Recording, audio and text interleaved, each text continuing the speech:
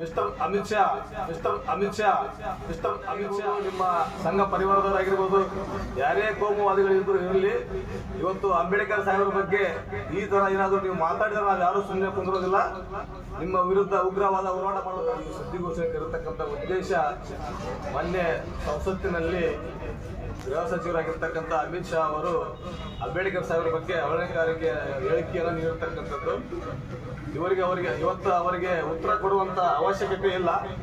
ಆದರೆ ಒಂದು ಸಂದೇಶವನ್ನು ಕೊಡ್ತೇನೆ.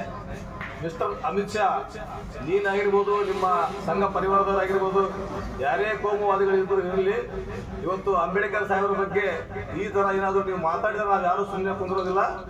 ನಿಮ್ಮ ವಿರುದ್ಧ ಉಗ್ರವಾದ ಹೋರಾಟ ಮಾಡಬೇಕಾಗುತ್ತಾ. ನಾವು ಸಂದರ್ಭ ಸಮಯ ಬಂದ್ರು ಏನು ಮಾಡ್ಲಿಕ್ಕೆ ತಯಾರಿದ್ದೀವಿ. ಯಾಕಂದ್ರೆ ಅಂಬೇಡ್ಕರ್ ಸಾಹೇಬರು ಇಡೀ ನಮ್ಮ ದೇಶಕ್ಕೆ ಅಜ್ಞಾನವನ್ನು ಓಡಿಸಿ ಜ್ಞಾನದ ಬೆಳಕನ್ನು ತುಂಬಿರ್ತಕ್ಕಂಥವ್ರು.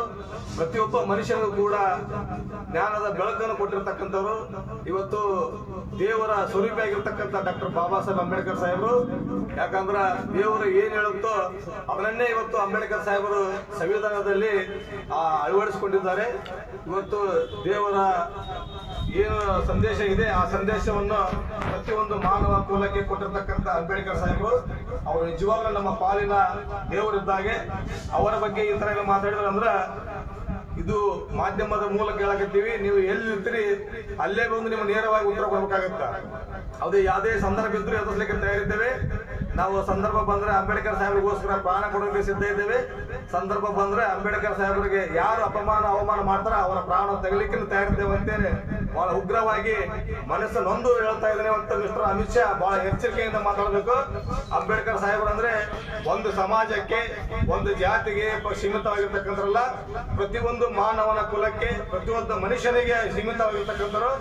ಭಾರತ ದೇಶದಲ್ಲಿರ್ತಕ್ಕಂಥ ಪ್ರತಿಯೊಂದು ಪ್ರಜೆಗಳಿಗೆ ಅನ್ವಯಿಸಿರ್ತಕ್ಕಂಥ ಡಾಕ್ಟರ್ ಬಾಬಾ ಸಾಹೇಬ್ ಅಂಬೇಡ್ಕರ್ ಸಾಹೇಬರು ಇವತ್ತು ಅವರ ಸಂದೇಶ ಇರುವುದರಿಂದ, ಅವರು ಬರೆದಿರ್ತಕ್ಕಂಥ ಸಂವಿಧಾನ ಇರುವುದರಿಂದ ಇವತ್ತು ಭಾರತ ದೇಶದಲ್ಲಿ ಶಾಂತಿ, ಸಮಾನತೆ, ಸ್ವಾತಂತ್ರ್ಯ, ಸಹೋದರತ್ವ ನೆಲೆಸಿದೆ, ಭಾವೈಕ್ಯತೆ ನೆಲೆಸಿದೆ. ಹಾಗಾಗಿ ಇವತ್ತು ಅಂಬೇಡ್ಕರ್ ಸಾಹೇಬರ ಬಗ್ಗೆ ಅವಹೇಳನಕಾರಿ ಹೇಳಿಕೆಯನ್ನು ನೀಡುವುದು ನಿಲ್ಲಿಸಬೇಕು. ಇದು ಬಿಜೆಪಿಯ ಒಂದು ದೂರದೃಷ್ಟಿ ಇದು. ಅಂಬೇಡ್ಕರ್ ಸಾಹೇಬರನ್ನ ಹೋಗಲಾಡಿಸಬೇಕು, ಅವರ ಹೆಸರನ್ನು ಹೋಗಲಾಡಿಸಬೇಕು, ಸಂವಿಧಾನವನ್ನು ಹೋಗಲಾಡಿಸಬೇಕು ಅನ್ನುವಂತ ಒಂದು ದೂರದೃಷ್ಟಿಯಿಂದ ಇವತ್ತು ಇಂಥ ಹೇಳಿಕೆಯನ್ನು ಕೊಡ್ತಾ ಇದ್ದಾರೆ. ಇದು ಯಾವುದೇ ಕಾರಣಕ್ಕೂ ಸಾಧ್ಯ ಇಲ್ಲ.